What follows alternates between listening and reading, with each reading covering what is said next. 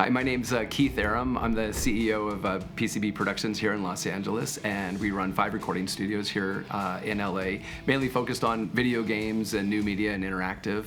And we also do a lot of our own original productions, including stuff for film and television and animation and graphic novels. So I got started as a kid, as a lot of us in the industry, started off in the music side of things. I was playing keyboards and synths in a band back in Arizona in the early 90s, and came out to California to sort of get my first record deal, and which everyone said, oh, that's just going to be a passing phase, you know, get a business degree or something to fall back on. And I got my first record deal actually as a freshman in college, which freaked out my family and everybody else, wouldn't let me drop out of school. But I did sign with Capitol Records graduating school. So I was in the band Contagion and doing our North American tours. We're at the back of the tour buses playing video games, and we'd be playing Street Fighter and competing with all of our friends. Now, 30 years later, it's amazing just to come full circle and be working on games like Street Fighter and all these other great games that I grew up with. So it's a fantastic business, and it's just been a great run. I think growing up in the music industry, all musicians have this love for Mackie products. Mackie has always supported musicians. The equipment has always been amazing fidelity. The ease of use of the equipment has always been just fantastic. And all my first 32x8 was my first mixing console that I remember I saved up for, and that was what we used at Virgin and EA. So all the Mackie products were always like, that was the go-to product. When I first got in the industry, I was just scoring as a freelance contractor, and I ended up getting brought into Virgin Interactive, which is one of the largest game publishers in the country, and I just came in as their staff composer. And within about 6 months, I became the director of audio and stayed there all the way until '99 when we merged with Electronic Arts, and I became the audio director for EA. And so after 6-7 years of working at all these different companies, I went and started PCB Productions.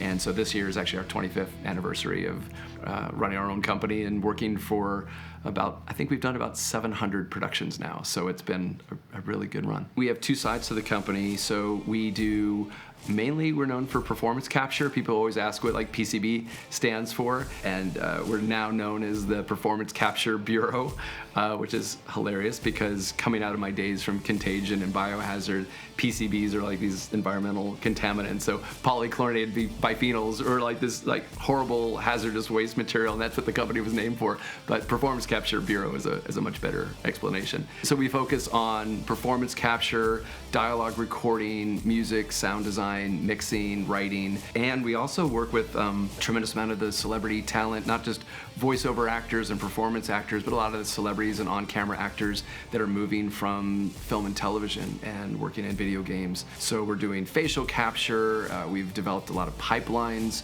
for high-end performances to do motion capture and voice recordings to integrate with all the games that we're producing. Yeah, so over the past 25 years, we've had the honor to work on some amazing titles. So from a performance direction standpoint, I've directed 11 of the Call of Duty video games, Spider-Man, Transformers series for War for Cybertron and Fall of Cybertron. I think I've worked on about 6 or 7 of the Tony Hawk games, and we've done everything from Titanfall, we're doing all the new Like a Dragon games, Monster Hunter. Street Fighter has been an amazing bucket list game just to go and work with all these great announcers and getting to work on these great franchises that I grew up with. And so yeah, so it's been an amazing sort of experience to get to work with different development teams, work with our team to kind of work on these new pipelines and develop new ways of capturing their performances, and then integrating these amazing, really very grounded and realistic performances into video games, which traditionally never had that sort of as part of the medium. So it's been fantastic. And so now we're working with the unions and dealing with all the new AI integration that's happening and coming up with these pipelines as to what the future is going to look like for performers in video games.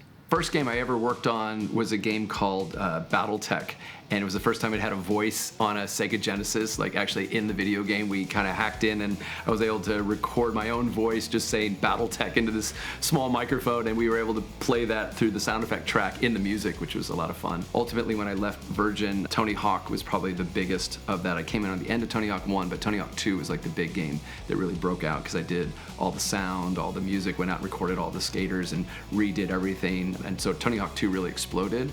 And from there, Obviously, Call of Duty was probably one of the most notable franchises, and I did Modern Warfare 1, 2, and 3, and Black Ops 1 and 2, and Ghosts, and about 11 of the Call of Duty franchises. And so getting to work with amazing actors and celebrities and performance capture, and that's sort of led my career into directing motion pictures and original projects now. And now, as the business has evolved and we're getting involved in podcasts and streaming and audio dramas, I really wanted to kind of reignite my relationship with Mackie and reach out and start to see the new product line and see if we can integrate some of the new products into the projects that we're producing now. When we're integrating anything into the studio, the number one thing is fidelity. Like, we always want to make sure that the quality is going to represent what we're producing and making sure that that's going to translate ultimately to the audience.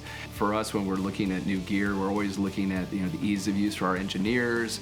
If it's too complicated that you can't get in and you're spending too much time calibrating or dealing with a setup, and you've got a celebrity talent, or you're on location doing something, you don't want to be messing around with so many different settings that it's going to take forever. And it's not for the average consumer, but it's also not too complicated that you're into the weeds of trying to figure out how to do something. It's at a perfect sweet spot, so when you need to get in there and adjust something, all the controls are readily available and you're not compromising the fidelity when you're doing that. One of the best parts about all Mackie products is just they're so dependable. You can take them on the road. We've had boards where you're getting people moving them around. You have a roadie drop something there, and always our Mackie products have always withstood the test of time and the durability of not just being on the road, but also in the studio. You're getting a lot of use. You're constantly using the gear, and so the dependability of all the Mackie products has been something that we've always relied on. One of the things that we're really expanding now we're celebrating our 25th year at PCB. We've had the just amazing opportunity to work with all these celebrities and actors and musicians and amazing talent, plus all the stories from all the projects that we've worked on.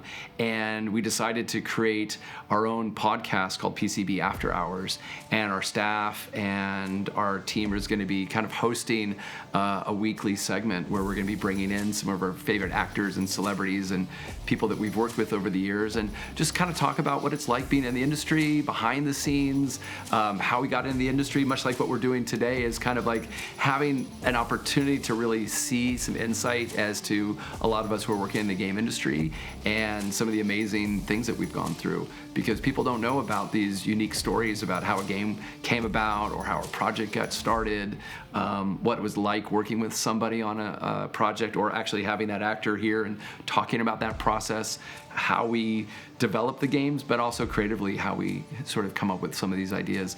So I think with our PCB After Hours podcast, we really wanted to give people some insight into how we work.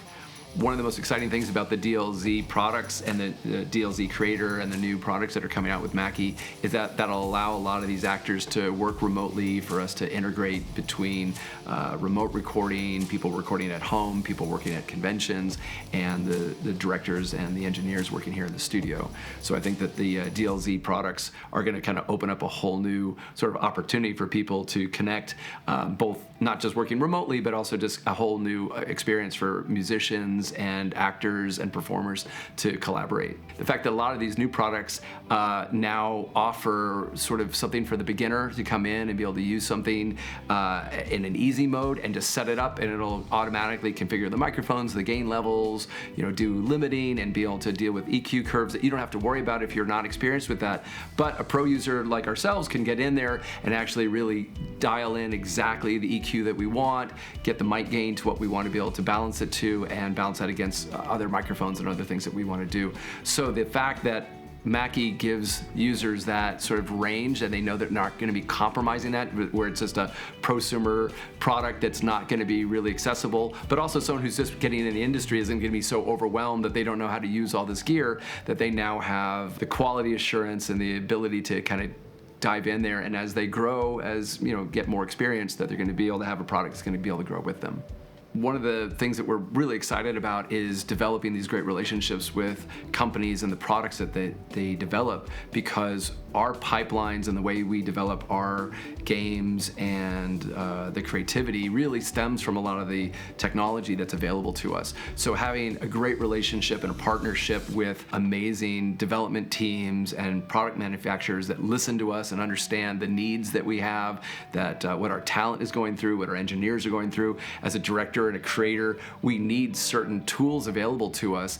And one of the things I really love about our relationship with Mackie and being able to have an opportunity like what we're doing here today is that we get a chance to have hands-on on the equipment, showing influencers and actors and our engineers really what it's like to work with the products, and also giving Mackie a little bit of our feedback of how we work and ways to sort of grow these products. So over the years, as the products evolve and our games evolve and our projects take shape, that we've got this great relationship that is a two-way street. So the fidelity and the quality and all the things that we're really interested in exploring goes hand in hand with the products that Mackie is developing and gives us new tools to expand our games.